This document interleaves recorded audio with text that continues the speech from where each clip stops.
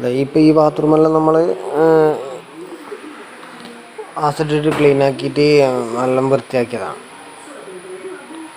നമ്മൾ ആസിഡ് ഉപയോഗിച്ച് കുറേ ആസിഡ് ഉപയോഗിച്ച് ക്ലീൻ ആക്കിയാൽ ടൈൽസ് ഡാമേജ് ആവും.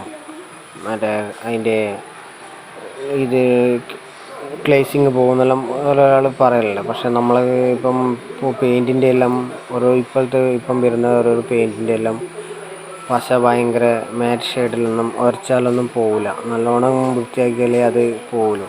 ആസിഡ് എടുത്ത് ഉപയോഗിച്ച് കഴിഞ്ഞാൽ നമ്മൾ വേഗം അത് ക്ലീനാവും.